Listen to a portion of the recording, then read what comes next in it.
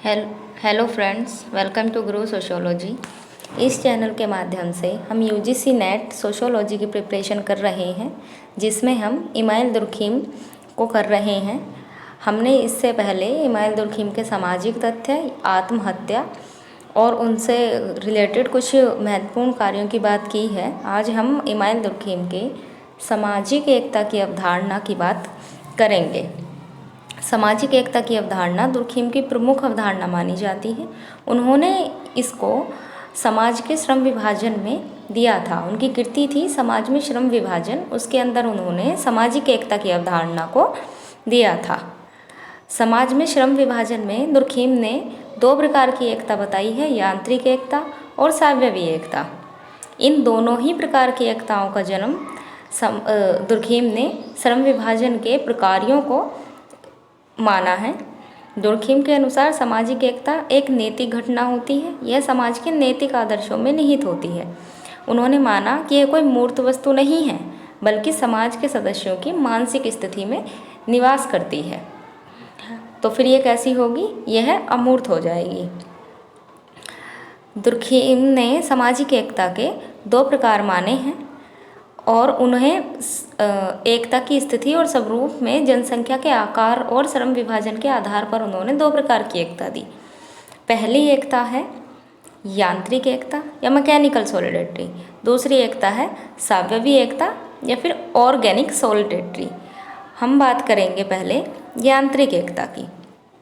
तो जैसा कि इसके नाम से है मैकेनिकल, यानी कि मशीन की तरह कार्य करना।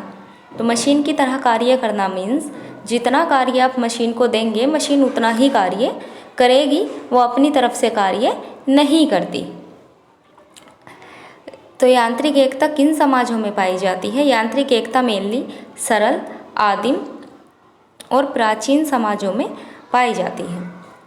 सरल, आदिम और प्राचीन समाजों में ही इस प्रकार की एकता पाई जाएगी, क्योंकि ये जो समाज होते हैं, इनका जो आकार है वो बहुत छोटा होता है और लोगों में की जो मनोस्थितियाँ हैं, विचार, विश्वास, उनकी जीवन शैली, मानसिक, सामाजिक और नैतिक स्थिति सब में समानता पाई जाएगी, क्योंकि आकार उनका बहुत ही ज़्यादा छोटा है। प्राचीन और तो उनका क्या होगा? आकार छोटा होने के कारण उनकी आवश्यकताएं और उनका जो भी कार्य होंगे, कार्य करने की चीज़ें होंगी, वो कैसी हो जाएंगी? बहुत ही ज़्यादा समान हो जाएंगी। एक जैसा ही वो लोग सोचेंगे, एक जैसा ही कार्य वो करेंगे।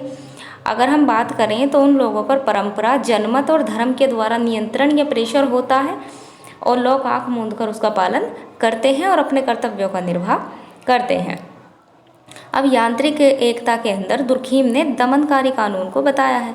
मेनली दुर्खीम ने दो प्रकार के कानूनों की बात की है, दमनकारी कानून और प्रतिकारी कानून। दमनकारी कानून यांत्रिक एकता की विशेषता होती है। तो दमनकारी कानून कैसा होता है? दमनकारी कानून सार्वजनिक कानून होता है, जिसका जो संबंध है वो व्यक्ति और राज्य के संबंधों का नियमन करना है। इनमें व्यक्ति की बजाय हम सामूहिक हितों पर अधिक महत्व देते हैं। उसी को दमनकारी कानून दुर्खीम ने बताया है। मेनली क्या कि खून के बदले खून। अब वो दुर्खीम ने दमनकारी कानून भी दो प्रकार का बताया। पहला उन्होंने बताया दंडकारी कानून। दमनकारी कानून उन्होंने दो तरह का अपना बताया था। पहला उन्होंने बताया दंडकारी कानून। दंडकारी कानून, आप चाहें तो इसे नोट कर सकते हैं। तो दंडकारी कानून कैसा होगा? जिसका संबंध किसी को कष्ट देने, हानि पहुंचाने, हत्या करने या फिर उसकी स्वतंत्रता का हनन करने से होगा। दूसरा कानून उन्होंने बताया व्याप्त कानून। दूसरा क्या बताया उन्होंने? व्याप्त कानून, या फिर इंग्लिश की अगर हम बात करें तो हम इसे कह सकते हैं डिफ्यूज्ड।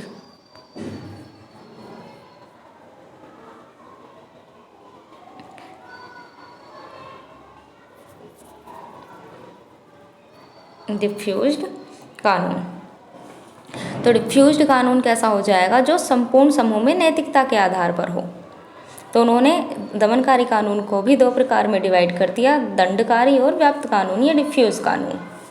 तो ये है हमारी यांत्रिक एकता या मैकेनिकल सॉलिडेरिटी। अब दूसरे प्रकार की जो एकता दुर्खीम ने बताई दूसरे प्रकार की एकता को बताया उन्होंने सावयवी एकता।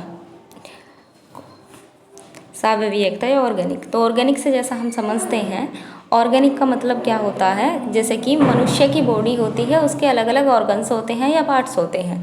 दुर्खिम ने कहा ऐसे ही समाज के अलग अलग पार्ट्स होते हैं, और जैसे ह्यूमन बॉडी के सारे अलग अलग पार्ट एक साथ इकट्ठा होकर किसी कार्य को करते हैं, और अगर कोई एक पार्ट नहीं होगा तो वो उस कार्य को उतना अच्छे से नहीं कर पाएंगे। उसी प्रकार समाज के भी बहुत सारे अलग अलग पार्ट होते हैं, और अगर वो सारे पार्ट एक साथ मिलकर कार्य नहीं करेंगे तो क्या होगा कि समाज बिखर जाएगा।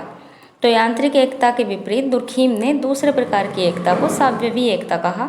उन्होंने कहा कि ये किसकी एकता है, ये आधुनिक, विकसित और जटिल और औद्योगिक समाजों में पाई जाती है। क्यों, इन्हीं में ये क्यों पाई जाएगी, क्योंकि आधुनिक समाजों में श्रम विभाजन बहुत ज़्यादा है और विशेषीकरण की प्रधानता ज़्यादा है, इसलिए उनमें क्या होता है कि बहुत अधिक एकता नहीं पाई जाती।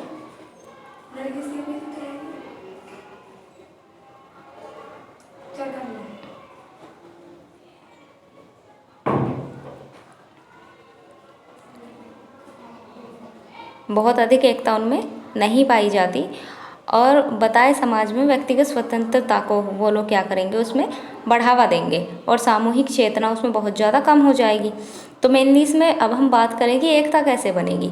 जैसे कि अलग अलग पार्ट सोसाइटी के हैं, तो श्रम विभाजन में क्या होगा कि व्यक्ति जिस कार्य को करने में सक्षम होगा उसे उसी प्रकार का कार्य दिया जाएगा। दूसरा व्यक्ति दूसरे प्रकार के कार्य को करने में सक्षम होगा, तो वो दोनों एक दूसरे के ऊपर क्या हो जाएंगे, निर्भर हो जाएंगे, और इसी निर्भरता से उनमें एकता बनी रहेगी। तो इसीलिए दुर्खिम ने इसे सावयवी एकता का नाम दिया। अब हम बात करें तो इस एकता में प्रतिकारी कानून पाया जाता है। प्रतिकारी कानून कैसा होगा, इस प्रकार का जो कानून है उसमें दंड देने, उसका उद्देश्य दंड न देना होकर नागरिकों का सामान्य जीवन में पुनर्स्थापन करना होता है। यानी कि इसका उद्देश्य व्यक्तियों के जो संबंध हैं उनमें असंतुलन की सामान्य स्थिति पैदा करना है। इसके अंतर्गत आपके दीवानी कानून, व्यावसायिक कानून, संवैधानिक और प्रशासनिक कानून आदि चीज़ें आ सकती हैं। तो ये हमारा दुर्खिम का सामाजिक एकता का सिद्धांत है। इसी के साथ हमारा दुर्खिम जो है वो ख़त्म हो जाते हैं, उनके जो भी महत्वपूर्ण कार्य हैं वो ख़त्म हो जाते हैं।